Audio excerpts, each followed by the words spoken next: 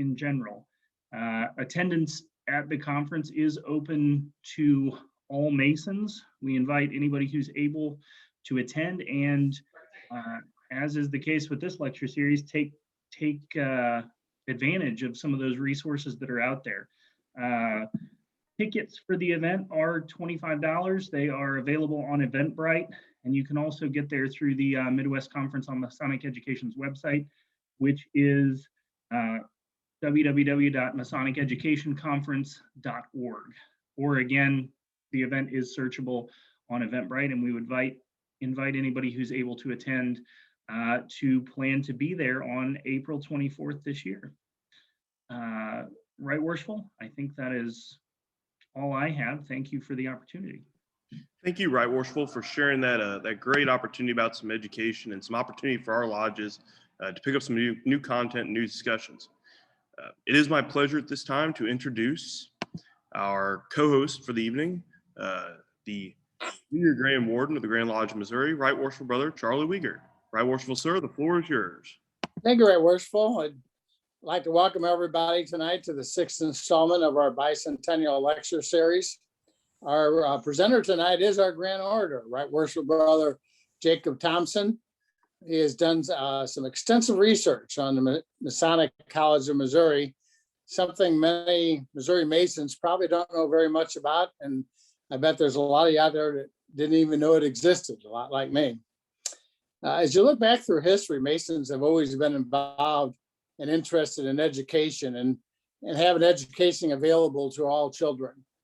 Back in the pioneer days when settlers were farming new towns during the westward expansion, Masons were known to erect schoolhouses in these towns and pay a teacher to educate the town's children until the town could afford paying for a school. Missouri Masons decided to explore offering a school of higher education, a college to offer continuing education.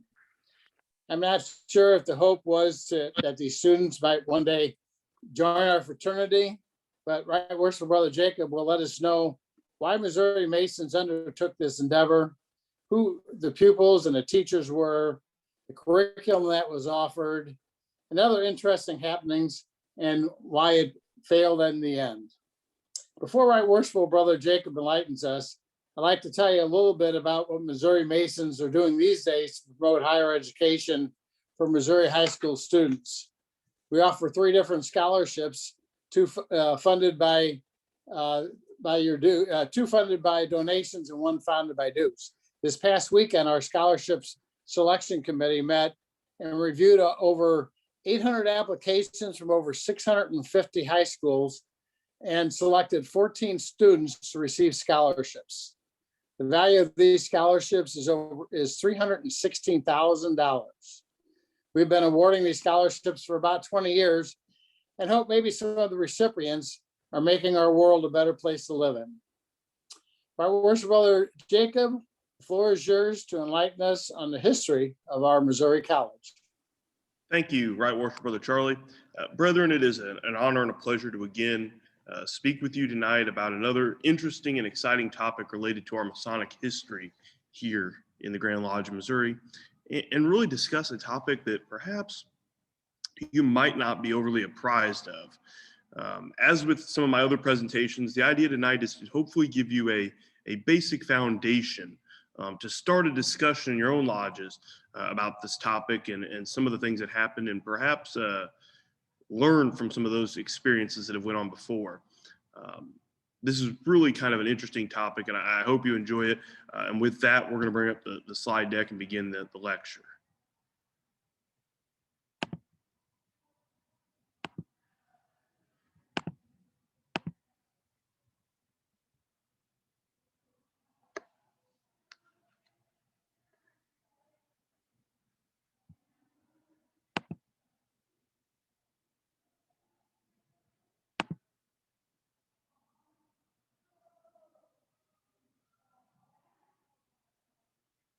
Right Worshipful Brother Charlie, do I have slides up on your screen? Give it a thumbs up. Okay. Brethren, tonight we're going to discuss the Masonic College of Missouri, truly an experiment in in action. This really was something that kind of came out of nowhere and built to quite an interesting experience over the course of time. And I hope you enjoy the discussion. I hope it makes you scratch your head a little bit and consider the lengths that these brothers would go to help accomplish their goals. The college itself was actually formally known as the Masonic College of Missouri. That was its legal name as entered in charter. And it existed for 15 years, give or take a couple months. By standards of the day, it was considered a top institution on par with Harvard, Yale, and other big colleges. From 1844 to 1847, it was actually located in Northeast Missouri in Marion County, probably closest to the city of Philadelphia, Missouri, or small town of Philadelphia. And then from 47 till 59, when it closed, it was located in Lexington, Missouri. During its existence, like I said, it was really one of the top tier institutions. It came about in a time where there wasn't a whole lot of academic progress, if you will, in higher education in the state. The University of Missouri was chartered in 1839, so it had been around for barely a few years. And several of the other older schools were just coming to existence when it hit the ski skids. Now, why? We have to ask ourselves, what drove the Grand Lodge of Missouri to want to explore the idea and the opportunity of having a college? What was the reason? You know, Right Worshipful Brother Charlie mentioned this idea of maybe it's to encourage men to become Masons. Well, there seems to be no real context, at least in the outset.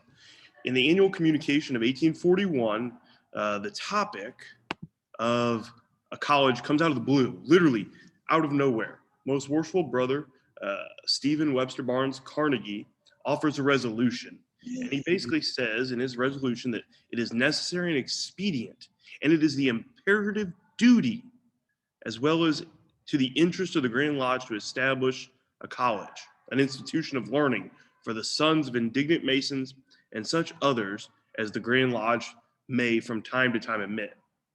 Of course, also in his proposal, he included the ideas of starting an orphanage or an asylum for female orphans, and he also included the erection of a grand Masonic Hall in St. Louis.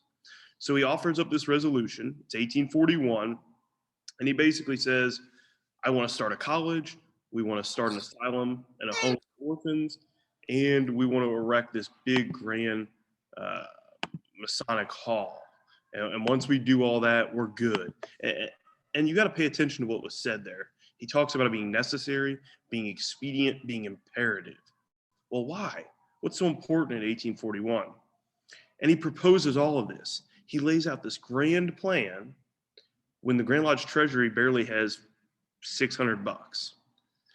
In 1841, if you were to look at the Grand Treasurer's report, they only report $566.09 in the Treasury, a membership of 700 to 800 brothers and 30 lodges. A small Grand Lodge, not a lot of money, but some money, decides they want to do all these grand things just out of the blue in 1841. Now, if you were to convert that $566 to currency today, inflation would tell you it's just over $17,000. But that's what they had in their coffers. That's what they're sitting with. And they decide, you know what? We've got to build a Masonic Hall. We've got to build an asylum. We've got to build a college.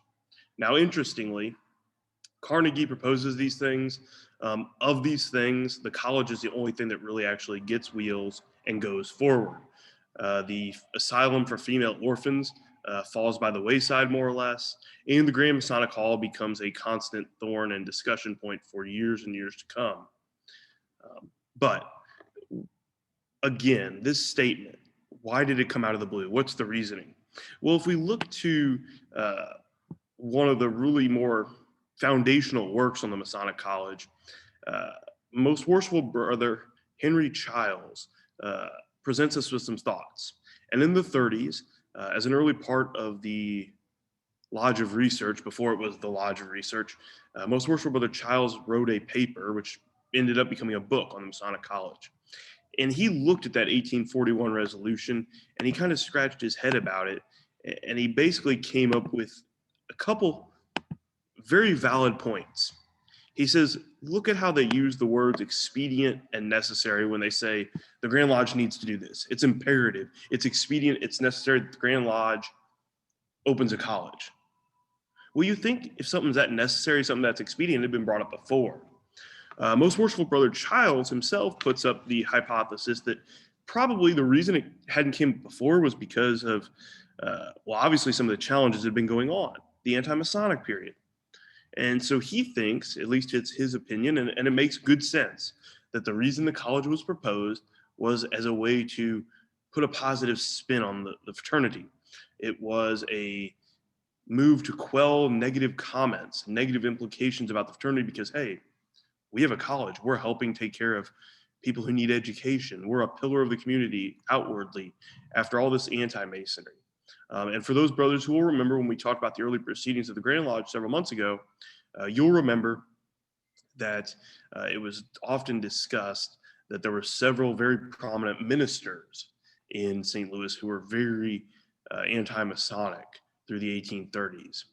And that period really turned the screws on the Grand Lodge, at least in terms of what they could do, where lodges could be active. In fact, the Grand Lodge had left St. Louis. It had went to Columbia. It actually moved the seat of the Grand Lodge to, I think, Boonville for a very short period. So all of this is happening around that time. But 1841 is the waning moments of anti-Masonry in Missouri.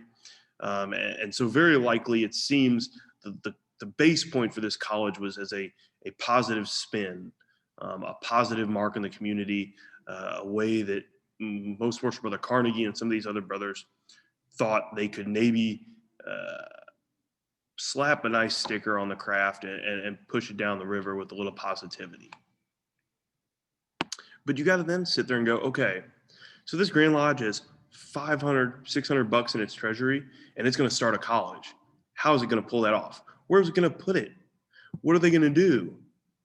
I mean, the state of Missouri is still in really a very roughed out state of existence. It's still very much a frontier area in the 1830s, 1840s, with large parts of the state not overly inhabited and some parts very inhabited. But where are they going to put it? And luck finds the Grand Lodge, luck finds several people involved with the Grand Lodge, and they are able to acquire some property. But how does it happen? Well, it literally is about the biggest case of luck, perhaps, but also the biggest case of right second, right moment, perfect circumstance. And then you have to look and say, maybe it was just divine providence, who knows? But the college ends up being established and located originally in Northeast Missouri, near Philadelphia, Missouri. Now, why would they go up there? That's not St. Louis. That's not on the Missouri River. What would possess them to move all the way up to Philadelphia, Missouri, which is north of Hannibal? It's not right on the river. It's out in the country. Well, luck. A lot of it, like I said, is luck. They bought the property and they were able to procure the former grounds of the Marian College. Founded in 1831, it was the first college chartered west of the Mississippi. It was initially a Presbyterian college, but church issues and financial management, their board of curators basically got involved in a Ponzi scheme and a pyramid scheme all at once, and they went broke very, very quick. So this college had existed around Philadelphia, Missouri, in Marion County. It went belly up, and it basically was massive. I mean, really for the time, it considered it was part of two campuses, an upper college and a lower college, about 12 miles apart. One of the parcels was 470 acres, the other 880 acres. But because the college went belly up, the property went to the hands of one of the professors who taught for the institution. And he tried to sell it, and he tried to sell it, and he tried to sell it, and he just couldn't get rid of the ground. I mean, that's 1,200 some odd acres. It's in Northeast Missouri. It's all farm ground and nobody would buy it. Well, inevitably, it basically went to bankruptcy court of sorts. And the land went across the desk and the docket of Judge and most worshipful brother, Priestley H. McBride, who happened to be the Grand Master the same year this proposal was entertained. And that's his nice little mugshot there. That neck beard is the envy of all Masons, I think. It's pretty magnificent in my opinion. But most worshipful brother McBride has this property come before his docket. Of course, that part of Missouri at the time, the Palmyra, Philadelphia, Hannibal region was ripe with brothers. Most worshipful brother Carnegie lived up there. Several other very prominent Grand Lodge officers all resided around. And there inevitably had to have been some type of discussion between McBride, Carnegie, and a few others who said, this is probably the ground we're looking for. This is probably what we want. And so those men in September of 1842 purchased the property. So 1841, there's the proposal to start the college. Shortly thereafter, that property goes across the court docket, and it's kind of sitting out there looking for an owner. And several brothers get together, including Brother McBride, Brother Carnegie, and 15 other brothers. And they basically put up their own credit, their own cash, and they spend $9,500 to buy the property, which is roughly $303,000 today. They enter into that contract. They act in lieu of the Grand Lodge, hoping that the Grand Lodge will obviously accept that contract, which it does a month later, with the initial plan that the college would sell part of the property because only the college proper, the smaller acreage, would meet their needs. They didn't need all 1,200 acres. They only needed half of it. Now, the whole big issue with this, of course, is they walked into this situation where it was already in bankruptcy. There were already some financial problems. And because of that, and because of the complexity of the property, the Grand Lodge was plagued with it. It was literally a white elephant thorn in their side for some time. And in fact, the deeds to the property weren't actually transferred to the Grand Lodge until 1852, which is 5 years after the Grand Lodge left the property. The Grand Lodge hadn't used the property in 5 years. They had been gone for 5 years. And that was at the point they finally got full ownership of it because it was just such a mess. But anyway, Marion County, that's where they settle. They take over the Marion College grounds and they begin to work, or they get close to beginning to work. Because let's remember here, they want to have this college. They want it to be functional, but they're buying a college that existed for 4 or 5 years and then shut down. Nobody's been on that campus in years. And so they hire a president, and his name is Smith, and Brother Smith, most worshipful Brother Smith actually, a Mason from Virginia, goes to the campus to evaluate it. And when he gets there, he writes a report and he sends it into the Grand Lodge, and it's reviewed, and more or less he says that it's crap, bad investment, because he tells them the property is very derelict, it's rough.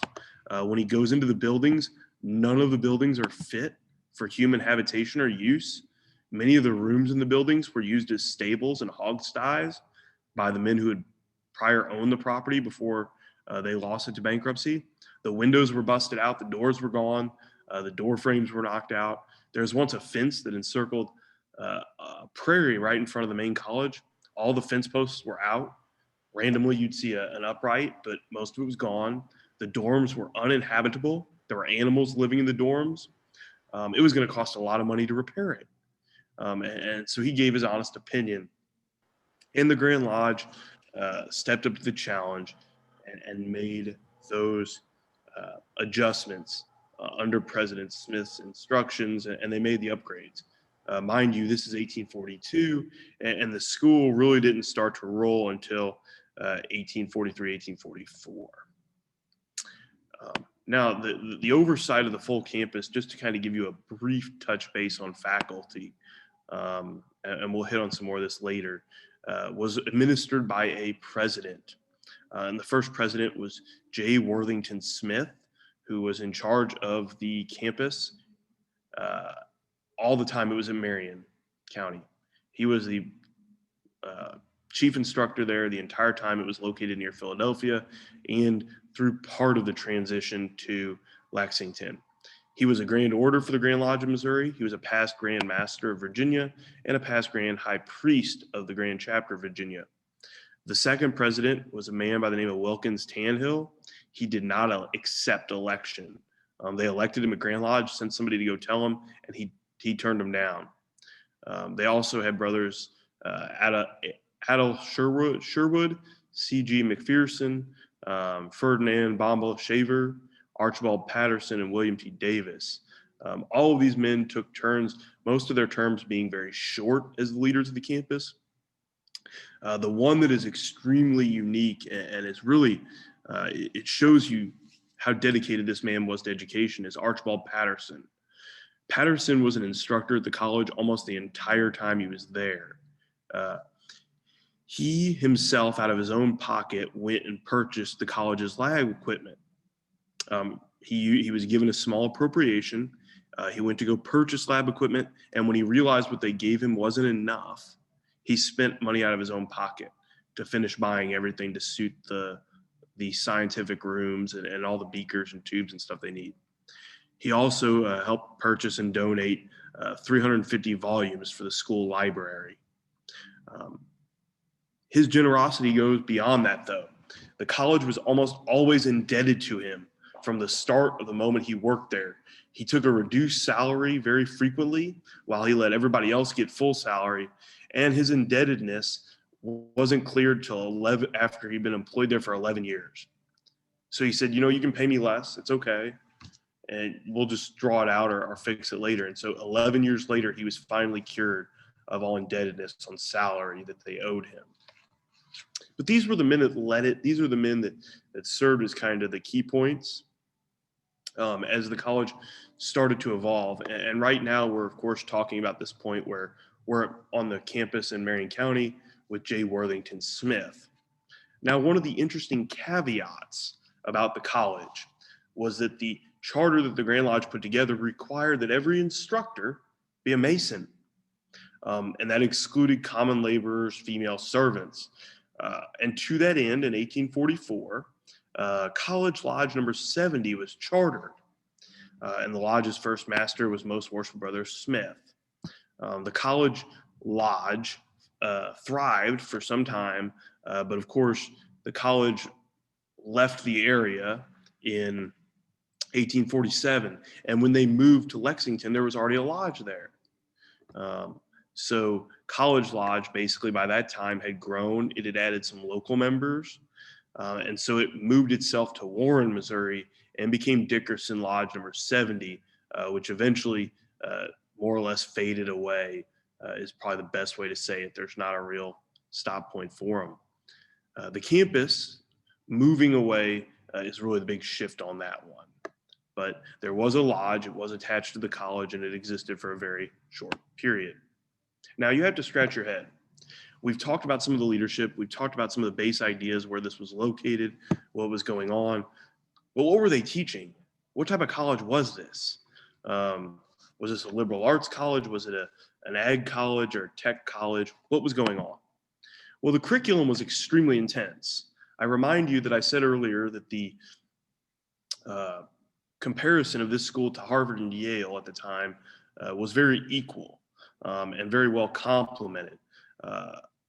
As a freshman, you were reading Cicero's orations, Horace's odes.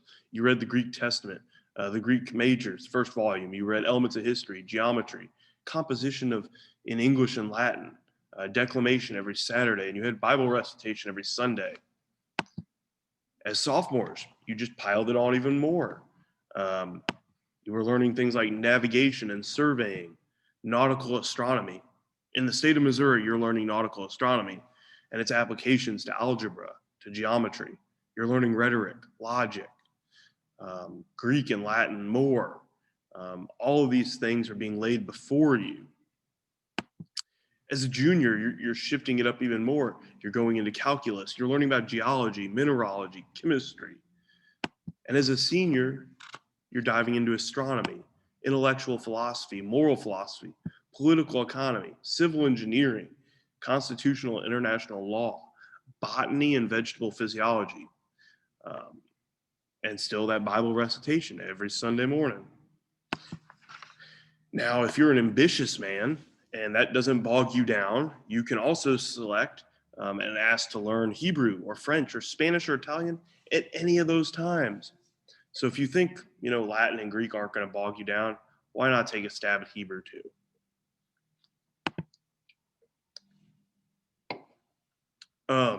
One thing that would then strike you, that's an extremely intense course load.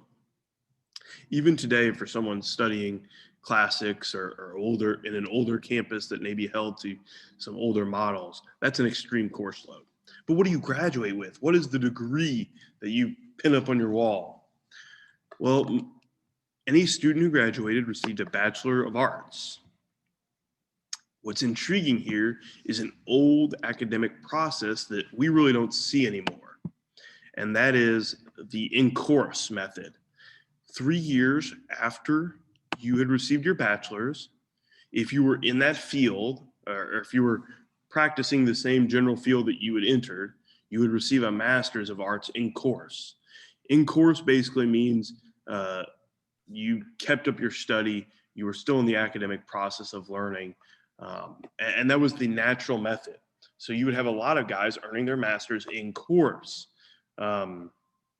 over time because they kept up their efforts, they kept up their practice over time.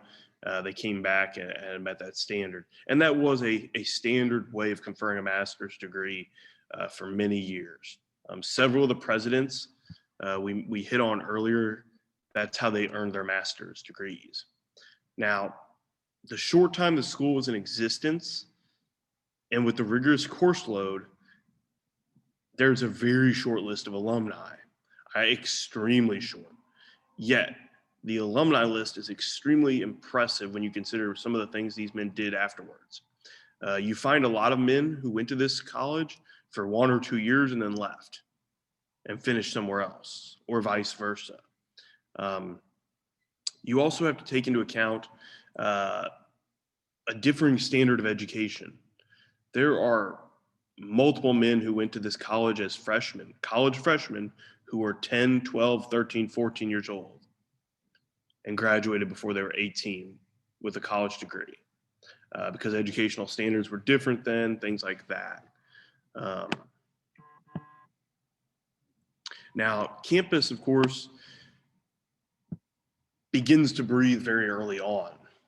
1841 is when they do the resolution to begin the school. 1842 is when they buy the property, and President Smith goes to inspect it and finds it's a hovel and a mess. They issue a charter for the college in 1843, and the first students are enrolled in May of 1844. By October of 1844, all the faculty are on campus, everybody's in place, the instructors are going. That year, at annual communication, it's reported that there are 44 students enrolled, 14 freshmen, 1 sophomore, and there are 29 students in the prep school. We don't hear a whole lot ever mentioned about the prep school in the proceedings or even in Childs' examination of things, other than it being preparatory work, hopefully getting them in line for the actual more rigorous course of the college itself. Now, of those 44 students, 4 students are what we call beneficiaries. And we're going to talk about that in a minute. Those beneficiaries are exempt from tuition. They didn't have to pay for tuition. They did have to pay for room and board. Now, the course term back then for this college is a little bit different. It's 10 months long. It's split into 2 5-month chunks. And they actually ran from November to March and May to October. So not your August to December, January to May thing. It was November to March, May to October. And over time, they did shift it. In the end, they actually began in the final years, the session actually ended up beginning in October ended in February sometimes, and at one point they even pulled it to September, just depending on some of the parameters of what they were seeking to do at that time. Now, I mentioned the beneficiaries for a reason. We talk about that proposal that was issued, that resolution that was issued by Most Worshipful Brother Carnegie, and he talks about the indignant Masons and the lodges taking care of these individuals. Well, this is what the beneficiary system is about. Each lodge could name one beneficiary, and that was a student who was exempt from tuition. The only expenses they needed to pay were board and washing, which was $25. $25 could cover your board and washing fees for the whole session. And that's about $850 today, which is cheap even by today's standards, extremely cheap by today's college standards for board and laundry fees in a college. Now, while that's a noble idea, lodges having a young individual that they can support and send and educate, there were relatively few of them over the course of the college's existence. And a good example of this, of course, we just talked about the fact that there were 4 beneficiaries in 1844. In 1857, there were 8 out of 175 students. So 175 students were enrolled and only 8 of them were sponsored by a lodge. So we have students on campus now. They're starting to learn, they're starting to get into the experience of this college. It's thriving. The campus has been rebuilt. It's no longer hog styes. You're really, really at the top of the mark. And there's several accounts from various visitors to the campus, from campus staff who say that the building, once prepared, once cleaned up, once in shape and students are there, that the whole place has a mood of democracy about it. It's not a very haughty, stuck-up campus. It's very well managed, at least in terms of what students can see, and that it's a top-of-the-line place. It's a top-notch institution, an Ivy League school almost. And there are comments made that this mood of democracy permeates everything. They talk about the fact that the president, Smith, would actually not sit at a special table with the teachers. He'd sit at the table with the students and eat his meals with them, and share and discuss with them topics during meals. And in his own report to the Grand Lodge, he talks about how the food is not inferior to that which is served at Yale or Harvard, but it's substantial, it's fine, it's great, and it rivals them in some ways, which shows us that maybe they weren't cooking as many green beans as we cook in lodges now, but you never know. Each day began and ended with scriptural readings and prayer. And the last 2 weeks of every term were public examinations. And that's probably pretty daunting sounding, the fact that you would literally have to stand up in class and be publicly examined as your knowledge or whatnot in front of the whole campus, a whole class, or what may have it. But that's not rare. That's not out of place for the academic world at that time. Public examinations were a very normal thing. Campus was generally small, though, for the times. We talked about 1844, right when they got off the ground, there were 44 students. By 1849, there were 96, so they basically doubled in size. By 1854, there were 175 students. And by that point, the college, of course, is stable. It's in Lexington in the 1850s, and the average age of students is 15 years old. Now, the faculty, we talked about their campus had a president, but obviously a campus can't run alone on just a figurehead leader and instructor. You had several different instructors and professors on staff that had various specific areas of expertise. Specifically, one professor handled natural philosophy and astronomy, one mathematics, one was on mental and moral science, and one discussed ancient languages and literature. These specialty areas, departments, if you will, did shift a little bit over time, but those were the ones that were originally outlined with the charter and some of the early college curriculum methods. The campus also did have a prep school that was basically to get young men up to par for the college, because obviously, especially back then without regular public education and things like that, you definitely had students who'd have a lag, who'd be behind others, and it was about catching them up. One interesting fact kind of relating to this, in 1848, they fixed the salaries of the president, faculty.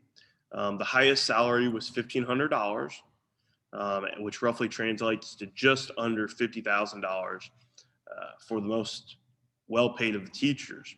Over time, of course, the faculty needs shifted. At one point, the faculty actually shrank, got very small, and it was just a president, a professor of mathematics, a professor on languages, and there was a preparatory department principal. That's about the smallest it got over time. Now, outside of those instructors, there were other people involved on the campus. As with any college, there was a board of curators. It consisted between 7 and 15 brothers. Now, the biggest problem, one of the real roots of why the college didn't overly succeed, was probably lack of long-term vision. And that's probably has to do with the board of curators, because they were 2-year terms and all of them were elected at the same time in mass, meaning your whole board went out and a whole new board came in every 2 years, or in majority part. So there's a lot of long-term strategic planning that probably went out the window. Additionally, the Grand Lodge appointed 4 chaplains or ministers of the gospel from various denominations to the college. So the college was supposed to have 4 chaplains, and these men were instructed to preach in the chapel on campus once a month, and not oftener, and never on a sectarian doctrine. Reports of the president of the college tell us that most of the chaplains never performed their duties properly, or very infrequently. The last and probably the most important of the men in some ways on campus was the steward of the college. And he was actually elected by the Grand Lodge every year. And in particular, he's important very early on in the history because he was in charge of leasing the farm ground. And if you remember, that Marion County property had some 1,200 acres. So he's in charge of leasing the farm ground, collecting the rent, handling all the farming, handling all the common laborers, that type of thing. He also had charge of the refractory or the cafeteria. And he was responsible to see that 3 meals were served every day, that laundry was managed, and there was somebody taking care of that.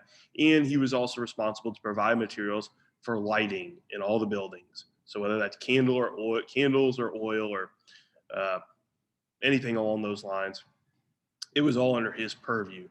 He was basically the quartermaster and the commissary of the college.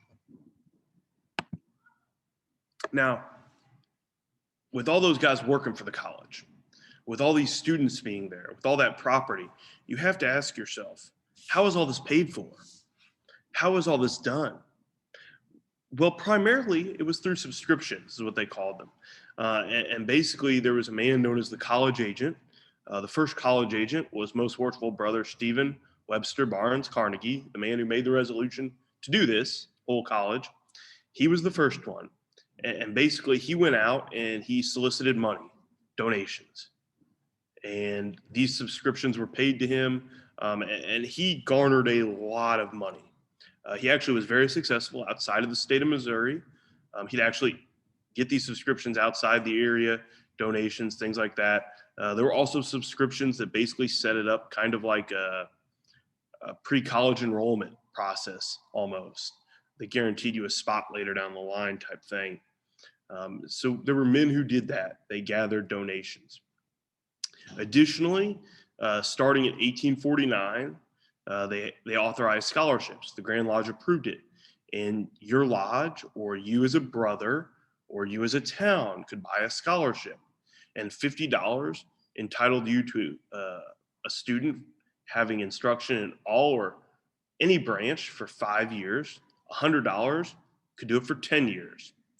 They were able to raise $9,400 in the first solicitation for that, which comes up to roughly $315,000 in today's currency. The last and probably the most unwelcome way that they paid for the college was lodge assessments. As I talked about, this project was a inevitable thorn in the side of the Grand Lodge for some time after it got going. It inevitably ran a deficit almost the entirety of its existence. And in doing that, to cover that hole, lodges were passed an assessment, and lodges were having to contribute and being taxed. And I mean legitimately, the word we will have to tax the lodges is a statement used several times. So that was the other dirtier part of paying for it, is the fact that they said, you all voted to approve this college, you're going to support it. Now, how was all that money managed? They're bringing in all this cash. They've got a staff. They've got a board of curators that's supposed to guide the college, but how are they going to manage the money? Well, like I said, there was a college agent who solicited and collected subscriptions for the funds, but there was also a board of college fund commissioners. So we're just adding more bureaucracy to this pie here. And that was three brothers who basically oversaw what amounted to the endowment fund. All those subscriptions that were collected went into an endowment fund over time, and those three brothers basically oversaw it and then dispersed money from it. And we can find some interesting things from what they did, and also some of their actions kind of show us some of the areas that the college fell short and inevitably where it failed from.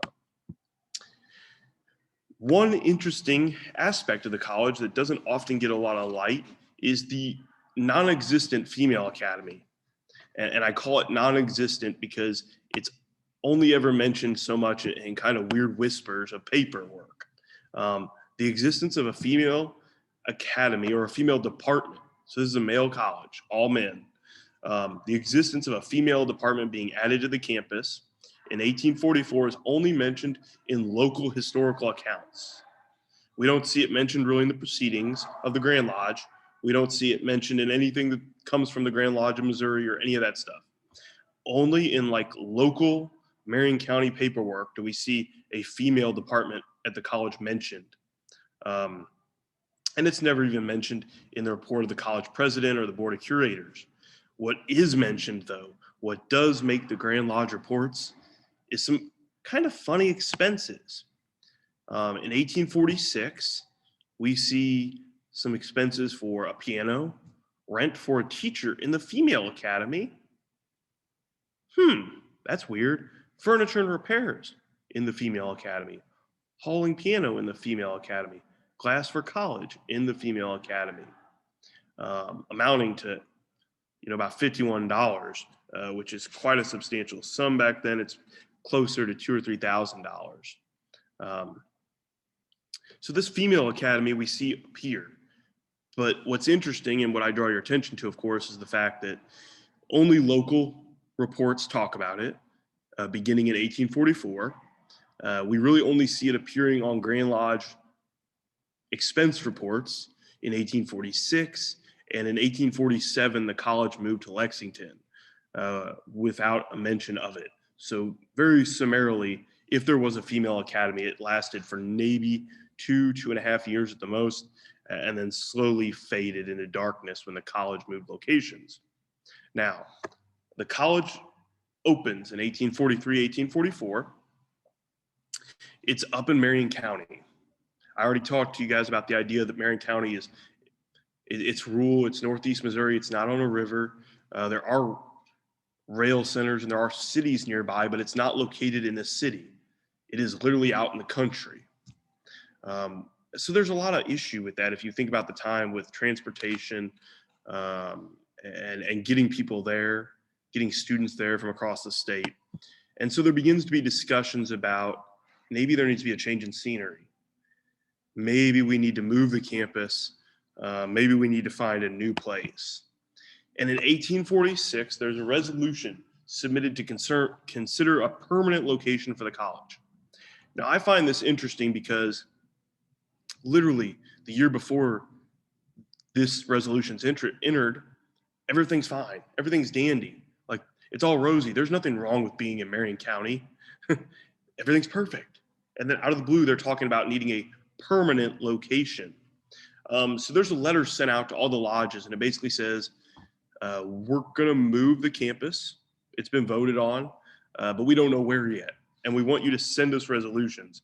Offer up a place that we can move to if your lodge has a good idea of something, and let's see what happens. At an adjourned communication in March of 1847, the Grand Lodge meets, and there's a proposal that outlines some more stipulations. They include that the site has to be not less than 5 acres, but no more than 20. Right there, you see that the Grand Lodge has learned owning 1,200 acres in Northeast Missouri was a bad idea. We need a small, manageable property. And so with those parameters, there were 4 solicitations that actually showed up. Palmyra Lodge, St. John's Lodge in Hannibal, the Lodge in Liberty, Missouri, and Lafayette Lodge in Lexington all offered up presentations, and they all made them. In front of everybody at Grand Lodge, the master and the officers stood up and talked about what they wanted to do.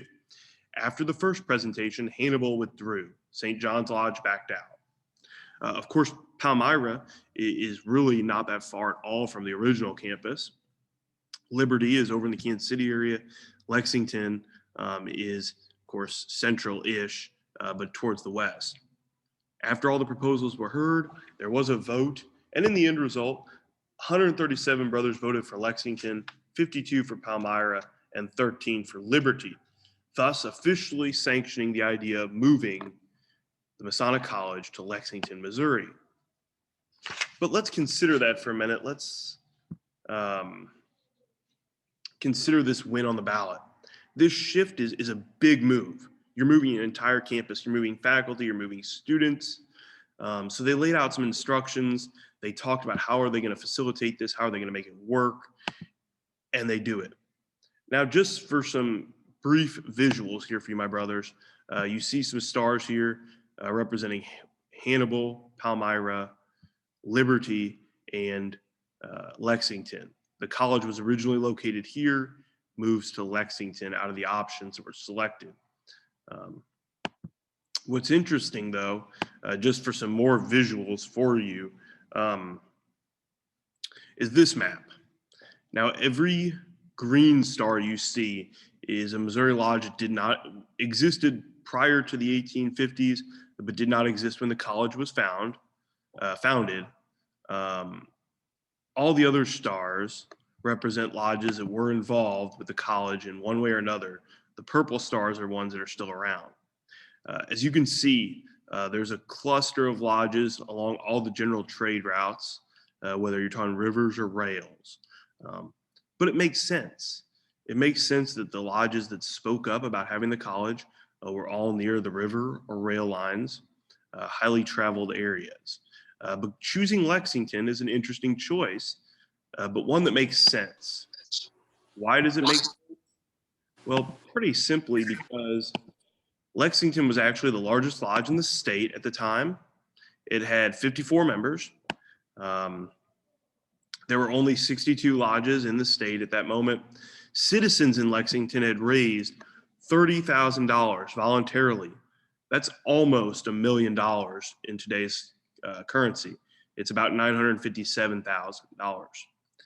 So the city of Lexington had raised all this money. They had found property they wanted to donate.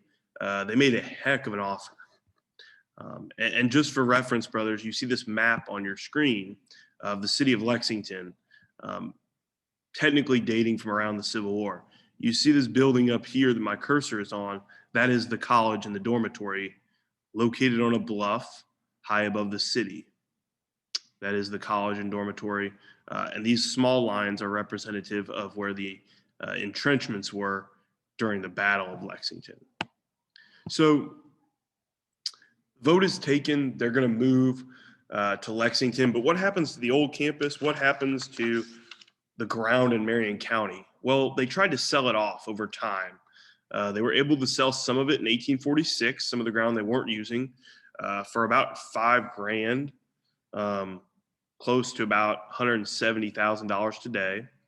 In 1850, they were able to sell another 475 acres. That was the main campus that they'd been using. That was where the actual campus building was, that type of thing. And they sold that for $4,000 to be paid in $1,000 instruments at 6% interest. The sale of that land, though, became a constant thorn. It truly did, in part because of the deed recording issues that we talked about earlier, the fact that the Grand Lodge didn't get control of those deeds till the mid-1850s. But also, in 1861, the guy who bought all that ground in Marion County failed to pay the rest of what he owed the Grand Lodge, and it went back to being owned by the Grand Lodge, the campus and everything. And the Grand Lodge still owned it up until the 1860s when they were finally able to sell off the Marion County property. It becomes a constantly mentioned thing in Grand Master's reports, and it was truly the biggest thorn you could ever not hope to have. So, that being said, though, the Grand Lodges decided to move the campus from Marion County, and they jump on it. They jump heading towards Lexington. They had that $30,000 that the city offered. They had some ground the city had already offered, and they acquire 6.46 acres on a bluff overlooking the river. The main hall was constructed, and in May of 1847, Most Worshipful Brother Joseph Foster, past master of Naphtali Lodge, the architect of the old courthouse in St. Louis, arrives there in Lexington, and he dedicates the building and lays the cornerstone in 1847 and 1848. In 1852, they're finally able to build the refractory or the dormitory building that has the cafeteria in it. And so campus is basically complete. There's a main building that has the classrooms and a boarding house that was originally 2 stories. They added on to it that housed students and housed your lunch facilities. It is sad to note, though, that the boarding house was completely destroyed during the Battle of Lexington. It was kind of right in the way of all the cannons and did not end too well. This here is the main hall you see on your screen. This photo is taken after the Civil War, so you can see some damage by cannonballs. On the front of the building were squares, plums, levels, an all-seeing eye, the letter G, sheafs of wheat or corn. The building was technically 3 stories with a little bit of a shift. If you notice, the steps going in the building kind of jump up.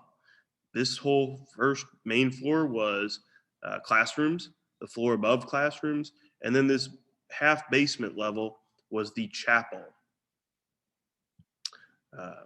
Noted here, there was a 3-story brick with classrooms on most floors, in the basement, that chapel facility.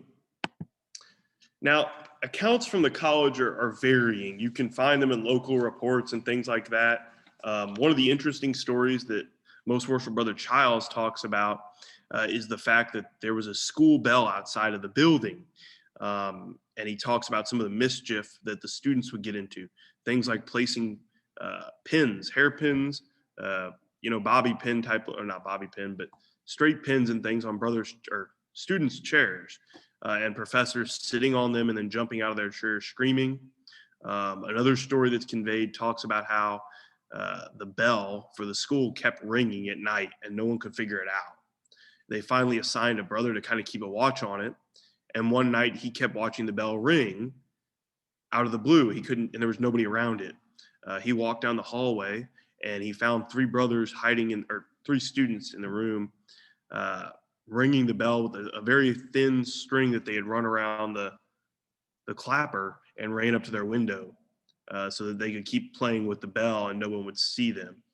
So it seems like it was a very strict campus, at least in terms of academics, but the students definitely got into some trouble. This image you see here on your screen is actually not from when this was the Masonic College. This is a later depiction of the school while it was a women's college. As you notice, there's women around and it's a little nicer decorated probably than we would have had it at that moment. So the college moves to Lexington in the 1847, 1848, the building is really complete. They're able to begin classroom work around that time and begin the endeavors of learning. But it's really that shift. It's the early 1850s that we start to see the college winding down, the closing moments, the sad moments of the ending of a great experiment. In 1859, there was a lengthy battle at the annual communication, and a roll of lodges was called to vote on a report. Not to read you this full report, but basically the expenses of the college were always massive. It was always running a deficit, $7,000, $8,000 at a time. And it finally became so taxing that lodges were complaining beyond control. And it basically, the committee that reviewed everything came together and said, we're doing ourselves a disservice by focusing on this college so much. And so they resolved that at the close of the present year, the college would be closed and done. No more funds from the Grand Lodge would be appropriated for its continuation, other than paying for the current liabilities. So no new bills. We're going to clean up what we need to pay, but we're not doing new bills. We're going to take care of any scholarships that anybody's paid us. We're going to pay that money back out. And we're going to release any obligations that anyone has against us. Now, of course, that was a minority opinion, and it raised quite a bit of ire. There were brothers who were not happy.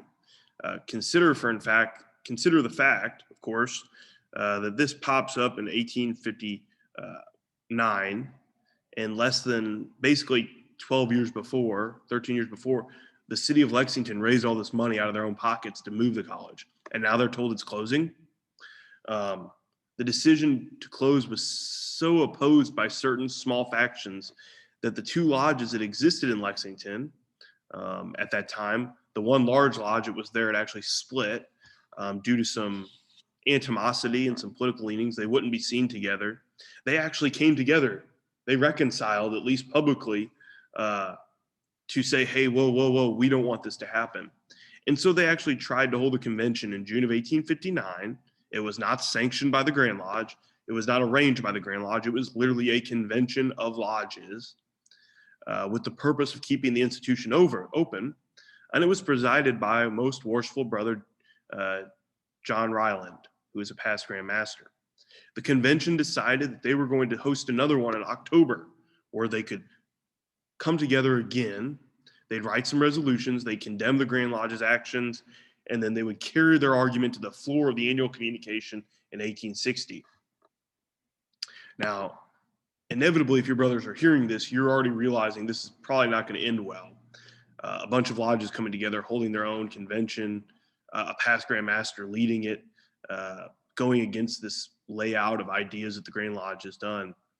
And so before anything could rise up at that annual communication in 1860, Most Worshipful Brother Marcus Boyd publicly condemned the convention. He labeled anyone who attended it irregular and unmasonic, and the convention itself irregular and unmasonic.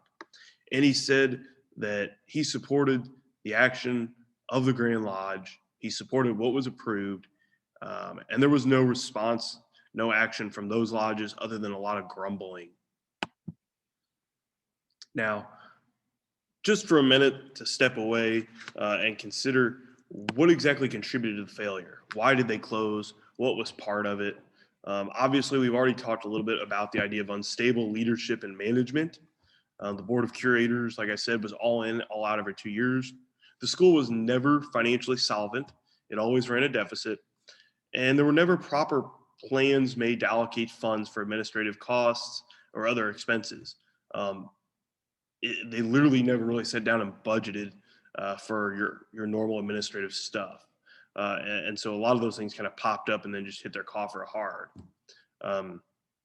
Additionally, harmony in the craft locally, statewide, and other places was shifting. There were a lot of tensions prior to the Civil War. Lexington Lodge, like I said itself, the lodges in Lexington split due to that tension. And so you had a lot of differing opinions. You had conflicted support, just rough financial management, rough strategic planning, just kind of doomed it from very early on even with, the site in Lexington being donated and all those things being built. As the college closed, they did take suit of what they had. And in 1861, it was reported that the physical apparatus, the library, all of the holdings of the college was valued at $31,127 currency that day. The endowment fund only had about $1,000. So the total disposable assets, when they figured in some other things, ranged in at about $36,000. So the property was then handed over to a committee whose goal was to get a hold of the General Assembly of the state of Missouri and hand over the ground to the state. And they made an attempt at that, and we'll talk about that real quickly in a second. The funds, the cash that was left over from the college was handed back after there were some arguments. The scholarship situation had a lot of people riled up because a lot of people paid in for these scholarships and they thought they were going to lose their money. And so there were a lot of complaints in 1860, a lot of complaints in 1861. Of course, the Civil War got people's minds kind of off of it. But by 1865, there were still complaints and efforts were made, but nothing was really getting accomplished in handing that scholarship money back. By 1866, they did lay out provisions to liquidate the scholarships. And so anyone with a scholarship claim at that time was then made whole. So as the college closes, as the Grand Lodge is still in the background trying to sell off things, they are able to transfer the property to the Grand Lodge. They're able to do that right at 1860, 1861. But we all know that really quickly thereafter, the Battle of Lexington occurs. And that is, of course, in early 1861, where Colonel Benjamin Grover, a past Grand Master, is mortally wounded. The campus grounds are extremely fortified. The boarding house is destroyed. The main hall is damaged by cannon fire and occupied. And this isn't really a great image, but this is a battle map here. And in the center of the map, this actually was compiled. This map was compiled for the Missouri Historical Society, but it's compliments of our good friend, most worshipful Henry C. Childs himself. Central to the battle was the college itself, right here in the center of the map. And it played a central part in that battle. But by that point, the property had been turned over to the Grand Lodge, or to the state of Missouri by the Grand Lodge.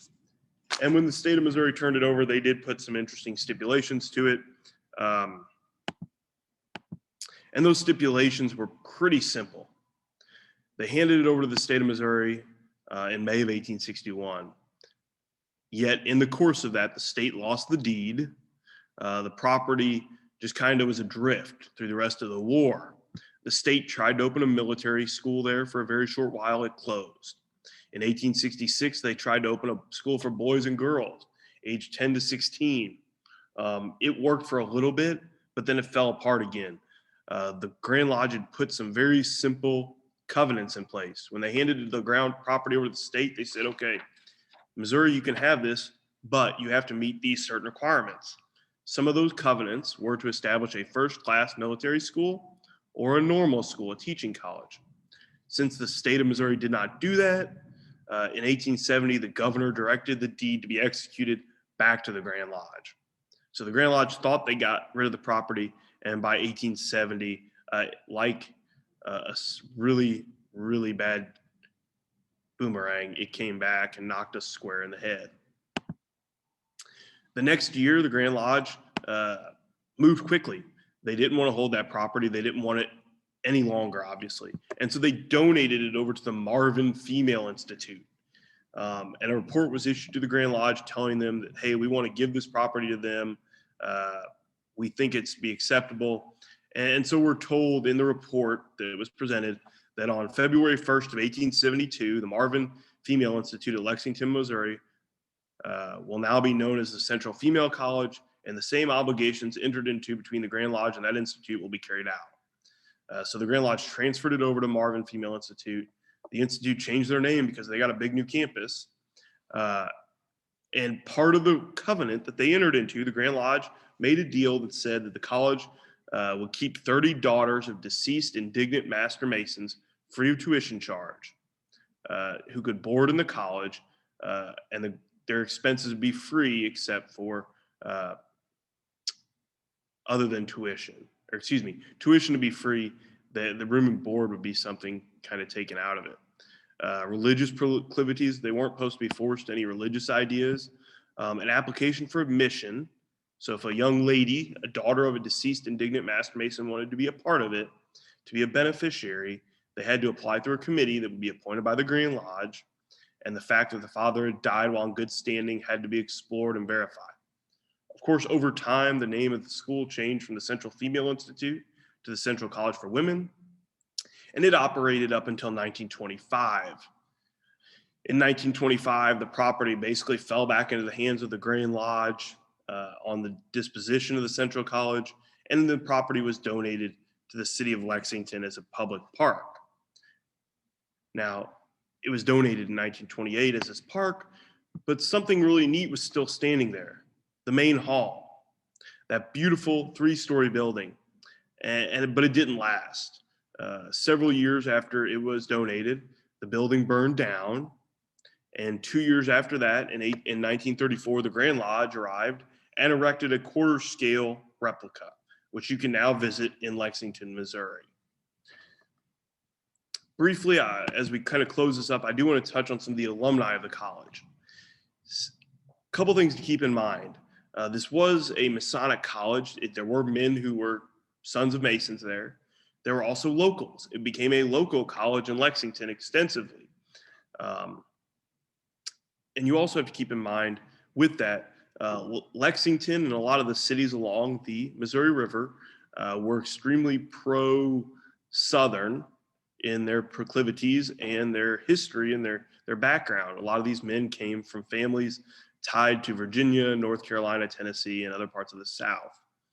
So inevitably, we find a long list of alumni having served as officers in the Confederate Army. Some of those include past Grand Master and Governor of the state of Missouri. No, excuse me, not past Grand Master, but Governor of the state of Missouri and General John S. Marmaduke. Senator for New Mexico and Mayor of Santa Fe, Thomas Benton Catron. The Secretary of War, U.S. Senator and U.S. Representative Benton Elkins, and past Grand Master Xenophon Ryland. Several of the Rylands, several of which who became Grand Master and such, all attended the college, at least for short periods. Alonso Slayback is an interesting individual. He is a founder of the Veiled Prophet Brothers in St. Louis. Will know about that organization. He was a prominent lawyer, Confederate officer, among other things. What's interesting about him is that he entered the college at the age of 10 years old, and he actually graduated with high honors. He was the top of his class when he graduated. But these are some of the many alumni. Like I said, there's a massive list of influential Missourians who attended the school for 1-2 years, then left because of the rigorous course schedule, because of the start of other tensions in the area, that type of thing. But the experience as a whole, the idea of attempting to start and spread light, even if it's just education, it's solid, logical education. It was key to this experiment. My resources in a lot of the places where I was able to find some of this information, of course, like I said, the text written by Most Worshipful Brother Henry Childs, the Centennial History of the Grand Lodge, the life and Masonic journey of John Fletcher Houston, and of course the proceedings themselves. When we look at the Masonic experience, when we look at the idea of spreading light, we often talk about that as spreading light within our lodges, to our brothers directly. Here we find the Grand Lodge, our brothers assembled, our constituent lodges coming together to spread light in the most broad sense to the public, to those who need it, and providing a top-of-the-line institute. I mean, this wasn't, just a slap-together thing. The men that were the presidents, the instructors, were Harvard educated, were Yale educated, University of Virginia. These were men who came from top schools, generally speaking from the East Coast, to Missouri and imparted their knowledge through the support of local lodges. Whether good, bad, or indifferent in the end, through lack of strategic planning, lack of funds, the fact that the Grand Lodge was able to come together, the fact that Most Worshipful Brother Carnegie put this idea out there, the idea of spreading light as a positive thing for the Grand Lodge, and then seeing the lodges back it and support it so arduously for so long, is something we should be proud of. I don't know how many Grand Lodges out there had colleges that existed for that length of period, or even made the attempt. The colleges or Grand Lodges out there did the asylum for orphans, as they would call them, or women and older members, but actually having a college, a physical campus with a degree, is something that I don't think we hear much of at all, and is profound in its use. So with that, I thank you for your attention tonight, and we can open the floor for questions from anybody who has them. So thank you.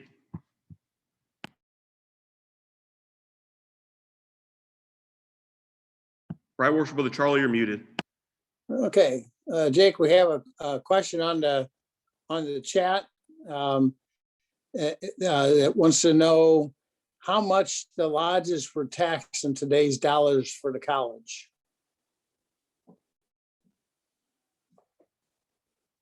So when they taxed the lodges, were they taxing them like $50 a lodge or $2 a member or quarter a member? Any idea? Yeah, depending on when you look, and I actually meant to get some numbers on it today, and I apologize. Depending on the situation, it looks like, generally speaking, it went both ways. There was at least a short period where it was just a flat amount to a lodge. At another point, I think it's like it was per member, is how they would assess it. It kind of went back and forth. I don't think there was a consistent way of it, but I do think later on it became a very much per member thing, at least in a way to make up with it. But it did shift over time as they had, bigger holes in the budget, because it did become an excessively deep hole after time. It was a deficit they really couldn't recover from. They could kind of bounce back from it a little bit, but really getting a whole swing at it wasn't going to happen. Good question, though. Good question. Let's check Facebook real quick.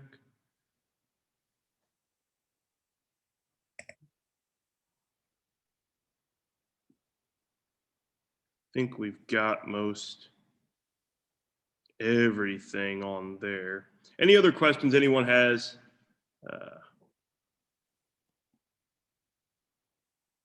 Before we kind of wrap up for the evening. William Snyder has a question. So Lafayette Lodge was the original lodge there, and they had issues during the Civil War. I'm not entirely sure what went on with that, Bill. I know it wasn't a good situation.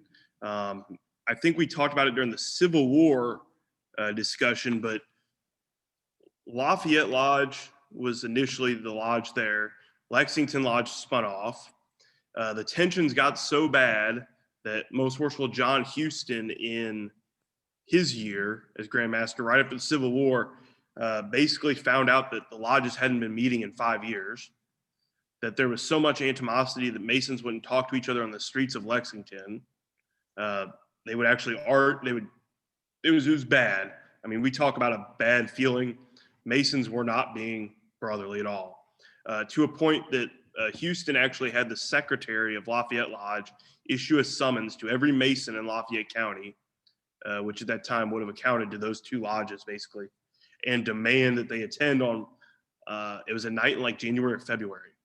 And Houston writes about it in his report because it was the worst weather that they had had in that area in like 10 years. It was a blizzard. And he got to that lodge and the lodge room was packed. Men who hadn't been to lodge in 10 years were there. And he said it was a good old-fashioned Masonic love fest. That's actually the quote by the end of the meeting. So whatever tension was there, I really think it was probably political, really probably very strongly leading into the early bits of the Civil War, considering what the tension in Lexington and that part of the state being more pro states' rights, pro the Confederacy, that type of thing. I could see that. I'm not entirely sure though on what drew it about. It just was a bad deal either way. I mean, we can see it popping up frequently as being a problem. Yeah, I think it was Joseph Ryland, if I have the name right. It might have been Xenophon, but one of the Rylands was ordered by Grand Master to go there and take the charter of Lafayette Lodge, which he did, and that was the end of Lafayette Lodge. He was the past Grand Master Ryland that was sent was also a judge, but I think a lot of them were. He reported that there had been unspeakable actions taken by Lafayette Lodge, and I concluded that it was involvement with the Ku Klux Klan, the post-Civil War, in the first incarnation of the Ku Klux Klan. It would make sense that it was something along that lines. I mean, it inevitably, from what was going on there and some of the sentiments about unbrotherly act and tension, something like that.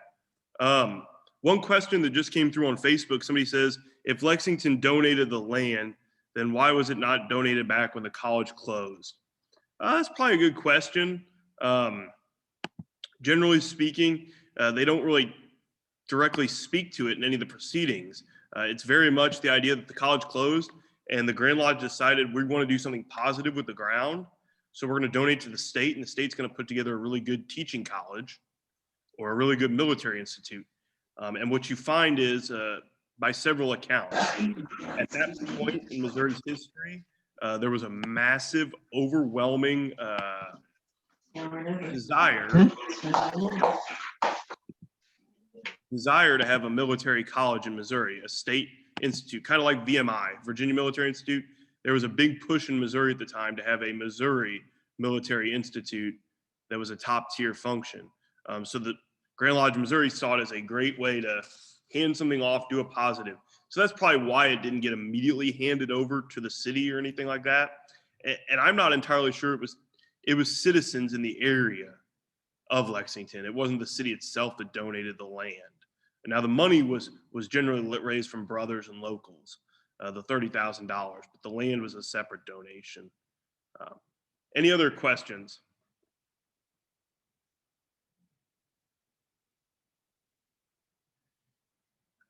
Brother Mike Dodd mentions it's interesting to see the travels of the lodges being from the Philadelphia area, close, and knowing today's population. You found it interesting that someone would try to grow that area. Mike, do you know where I know it's near Philadelphia. I know we've talked about this before. Do you know exactly where the campus was up around there? Because anything I've ever found is very vague about it.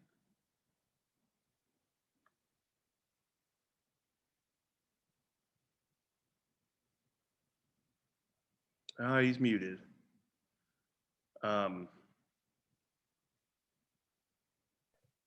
I asked some brothers in travels up that way the other day, and it was out more in the country between towns is what they come up with. And the ruins are pretty well gone from that area now. Well, and that's what I figured. I figured it was out because all accounts say it wasn't in town. I mean, they reference it being near Philadelphia, but it was not in town. And I think that's part of the reason they had to have a lodge there. Right. They were like 5 miles each side. So they were apart from one another also.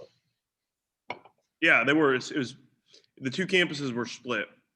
Most Worshipful Brother, let's see here. Yeah, if the deeds were finally recorded, it should be possible to identify the tracks. That's true, Bill. I thought of that. The banker and me thinking about real estate, I thought about that, but I figured I didn't want to have to traipse through that much paperwork to figure it out. How long did it take to put this presentation together? just under a month. Worship Brother Bob. Monticello number 58 donated $50 to the college. You guys do it. I do have you guys as a star on there, Tim. It's probably, I probably got you the wrong color. I think actually I've got you as a red star and you should be a purple star, but you guys are on there. And that's one of the interesting things. If you look at that map of lodges that were involved, a lot of them are not around anymore. The interesting thing I found about it was the level of lodges that are still around, that are still on the rolls, are kind of all over and spread around. The ones that were stricken, that were involved back in the day, are also in weird little pockets. But a lot going on with that in regards to lodges supporting it and backing this idea of education. Lodges really bought into it very early on and pushed it hard. So, yeah, and Lloyd Lyons points out in the discussion, properties in Philadelphia were 12 miles apart. The upper and lower campus basically is what they were kind of generally called. The upper college was 470 acres. It contained the college proper. The lower college was 880 acres, and that's where the prep school was. And it was about 12 miles off from the main campus. So, any other questions we have out there? All right. With that being said, if anybody has any questions, you can always ask them as we kind of wind down after the formal close. I'll turn the floor back over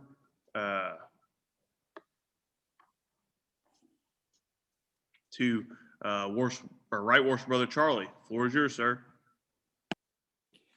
Thank you, Jacob. A very interesting and great presentation. And it's hard for us to really comprehend what our brothers were going through back in the 1850s, trying to operate a college. I'm sure it was more of an ordeal for them than maybe some of the problems that the Grand Lodge deals with these days that they're trying to solve. Probably nothing was probably as difficult as trying to run a university, run a college. So I'd like to turn the floor over to our most worshipful Grand Master of Ancient, Free, and Accepted Masons of the state of Missouri, Barry Cundiff. Would you like to offer some remarks for us, most worshipful? Thank you, Charlie. This has again been just a wonderful talk. I've always appreciated these, and I'm looking forward to the next one again. Very informative, and certainly something we don't deal with at all, and probably very few Freemasons even know that we had a college. I invite all of you to continue to attend these talks. I also wanted to let you know that there will be a Masonic event, a Bicentennial event, next month on April 21st at 7 o'clock. It will be a virtual event statewide. More details about that will be forthcoming, so keep an eye out for it. I wish you all well, and I want to thank Right Worshipful Brother Thompson for his hard work on these projects. I think everybody's enjoyed them, and like I said before, I think everybody will be looking forward to the next one. Thank you. Thank you, most worshipful. Jake, would you like to send us home? Sure. Thank you, Right Worshipful. Brethren, again, thank you for joining us for this virtual Bicentennial lecture series. We're glad to have you here. Our next lecture in the month of April is going to be fantastic. It's April 25th. We'll be featuring Right Worshipful Brother Steve Harrison from up in the St. Joe area.